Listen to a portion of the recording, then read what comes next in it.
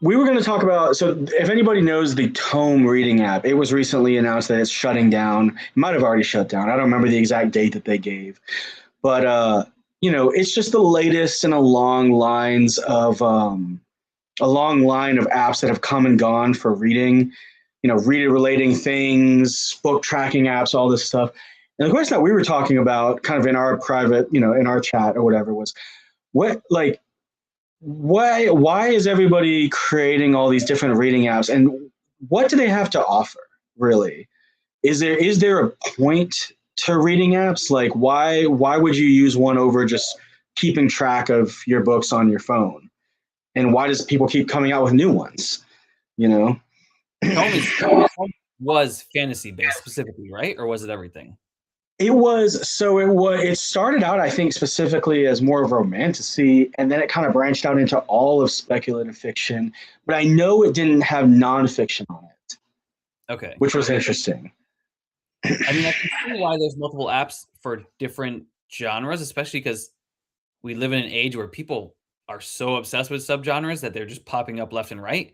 When I grew up, I don't remember so many subgenres, and when I was in school, I don't remember so many subgenres. But now with the indie world, there's like 10 billion popping up a day. I swear, it feels like.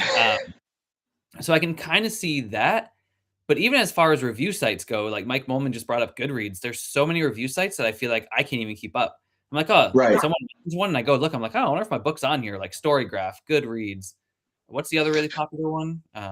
There's Fable, there's hardcover, but there's a bunch of new ones popping up now. There's like Pagebound is a big one that's gotten a lot of traction lately, and there's like Bookly. If you go online and you look up like book reading apps, there's dozens and dozens of them, and I mean they all have their own little communities, which is interesting.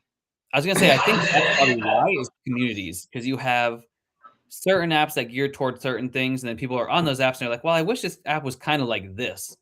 So then they create an app like that, and then that they get that niche, and then it kind of trickles down. And I guess that's kind of human behavior in general, is we all want to find. I mean, there's all kinds of psychology behind tribalism. Tribalism is a thing, no matter what we like to think. It's still a thing. It's a thing in the indie community. We all tribalize. We find our little sectors. We go and trade a little bit. We share our cover reveals, whatever we like. We read each other's books, but then we go back to our little tribes. And I think that's a thing. It's a thing everywhere. I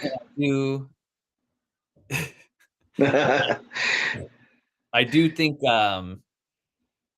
that I guess maybe that's why there's so many different reading apps, is because people like to tribalize. I think that's part of it. I think, to be honest, I think a part of the whole reading app thing, and the reason that it seems like there's a new one that comes out every week and they kind of get really popular and then they kind of fall off. I think people really want something from reading apps that they can't give you. I think they want them to make reading feel more engaging, or more like make. I think they want the reading app to make them want to read more. But no app is going to do that for you. Like you see these apps that come out now. Like I was just looking at one the other day, and it was like called, I think it was called Margins or something. And like, one of the things it had was it made like a sketch of your face as your profile picture. It's like, and then there's like a bunch of them have these like reading timers, and like they remind you to read and all this stuff. And it's like, I think a lot of that stuff is gimmicky in a way. It's like people see it and they think this is going to make me a reader. This is going to make me more interested, more committed to reading. When in reality, I think the only thing that makes you more of a reader is picking up a book and reading. I will say, I think you're right in that way.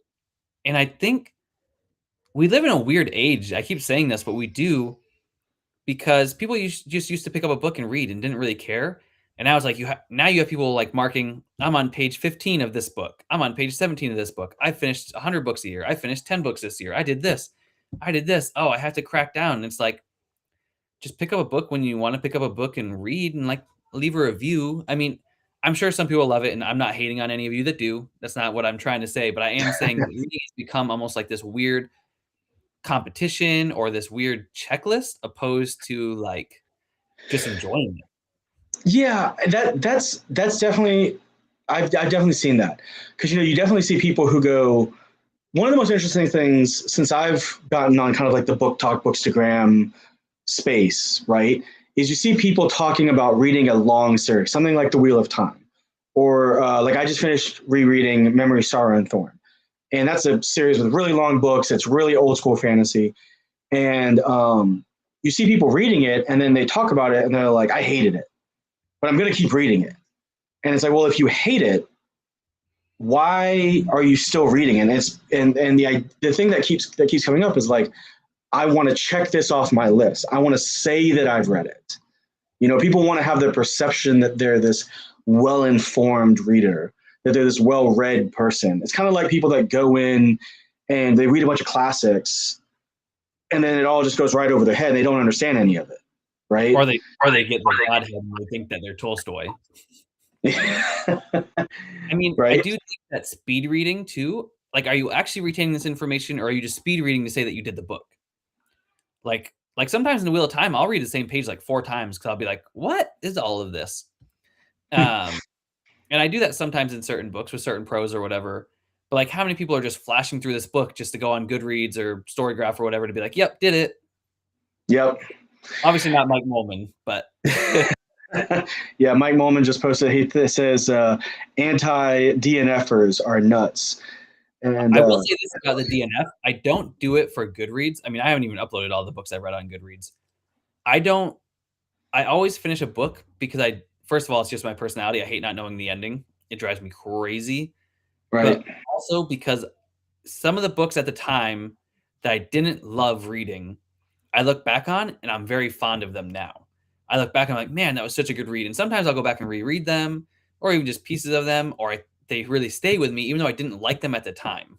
But I know plenty of authors and plenty of readers that stop halfway and like, I'll pick up this book in a year or two when I feel like I want to read it, which I guess is called mood reading or whatever people call it. I don't know. I just read. So I don't know all the terms and everything, but Yeah, I definitely. I think there's too many. What? I think Sorry, you there's cut too out for a many. second. Oh, I think there's too many apps in general. I mean, as an author and a reader, it's hard to keep up with. It's too much. All the apps have all these different rules that I have to pay attention to. I don't know. It's too much for It's me. just for me. It's a lot. It's a lot like social media. It's like it's there's a million different kinds of social media, right? And especially as someone who's an author, someone who's using using social media as a marketing platform, you feel like you have to be everywhere because every app has a slightly different audience, even though there's a lot of overlap, and you feel like you're missing out if you're not on every app. But you can't maintain a presence on every app, right? It's impossible. You just can't. Not for long before you burn out. But I feel like it's kind of the same. It's a little bit of the same thing with reading apps. Everybody wants this reading app to be the thing that that really clicks with them and they love it and they feel like it improves their reading experience. But I don't know. Like I've been on a bunch of reading apps. I currently am because I post reviews on reading across a bunch of different reading apps. But I mean, I don't know that any of them have ever actually improved my reading experience at all. I can honestly say I don't think it does. Me neither. But if there is a Wheel of Time app, anybody, and everybody wants to discuss the Wheel of Time with me because nobody else has finished the series, I'm almost there.